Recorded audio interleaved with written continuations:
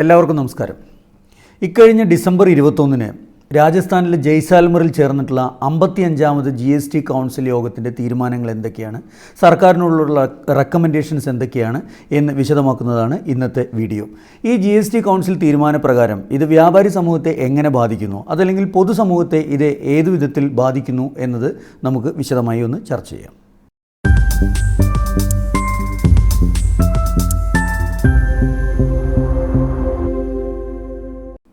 അതിലേറ്റവും പ്രധാനപ്പെട്ടത് നികുതി നിരക്കുകളുമായി ബന്ധപ്പെട്ട ചില മാറ്റങ്ങളാണ്. അതിലേറ്റവും ആശ്വാസകരമായിട്ടുള്ളൊരു വാർത്ത എന്ന് പറയുന്നത്, നിലവിൽ വാടക ഇനത്തിൽ വാടകയ്ക്ക് മേൽ GST ഏർപ്പെടുത്തിയിട്ടുണ്ടായിരുന്നു 54ാമത്തെ GST കൗൺസിലിൽ. അത് കോമ്പൗണ്ടിങ് ആയിട്ടുള്ള വ്യാപാരികൾക്ക് RCMൽ വാടകയ്ക്ക് GST അടയ്ക്കേണ്ട എന്നുള്ള റെക്കമെൻഡേഷനാണ് വന്നിട്ടുള്ളത്.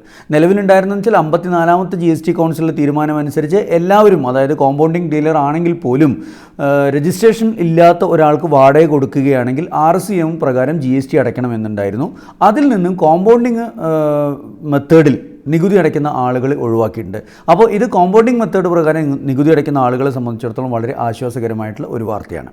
പിന്നെ മറ്റൊരു നികുതിയുടെ മാറ്റം എന്ന് പറഞ്ഞു കഴിഞ്ഞാൽ, കുരുമുളക്, അതേപോലെ തന്നെ ഉണക്കമുന്തിരി, ഈ തുടങ്ങിയ സാധനങ്ങൾ കർഷകരിൽ നിന്നും വാങ്ങിച്ച് വിൽക്കുന്ന, അതായത് കർഷകരിൽ നിന്നും നേരിട്ട് വാങ്ങിച്ച് വിൽപ്പന നടത്തുന്ന കേസിൽ ഇതിന് GST ഒഴിവാക്കിയിട്ടുണ്ട്.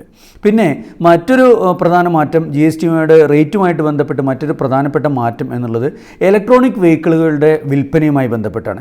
ഇലക്ട്രോണിക് വെഹിക്കിളുകളുടെ യൂസ്ഡ് വെഹിക്കിളുകളുടെ വിൽപ്പന എന്നുള്ളത് വ്യക്തികൾ തമ്മിലാണെങ്കിൽ, അതായത് ഒരു ഇൻഡിവിജ്വൽ മറ്റൊരു ഇൻഡിവിജ്വലിന് യൂസ്ഡ് വെഹിക്കിൾ വിൽക്കുകയാണെങ്കിൽ ടാക്സ് ഇല്ല.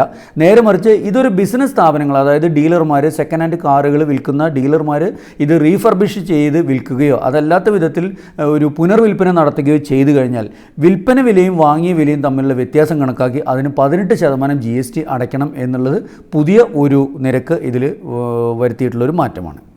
മറ്റൊരു പ്രധാനപ്പെട്ട റെക്കമെൻഡേഷൻ GSTR 9C ഫയലിങ്ങുമായി ബന്ധപ്പെട്ടാണ്. 2017-18 മുതൽ 22-23 വരെ ഇതുവരെയും GSTR 9C ഫയൽ ചെയ്യാൻ സാധിക്കാത്ത ആളുകൾക്ക് ഈ മാർച്ച് 31-ന്, അതായത് 31/3/2025 മുമ്പായിട്ട് നിങ്ങളുടെ GSTR 9C ഫയൽ ചെയ്യുകയാണെങ്കിൽ നിങ്ങൾക്ക് പെനാൽറ്റി ഇല്ലാണ്ട് ഫയൽ ചെയ്യാൻ പറ്റും. നിലവിലിപ്പോൾ അത് ഒരു ഡെയിലി ബേസിലൊക്കെ ഒരു പെനാൽറ്റി വന്നുകൊണ്ടിരിക്കുന്ന ഒരു സംഗതിയാണ്.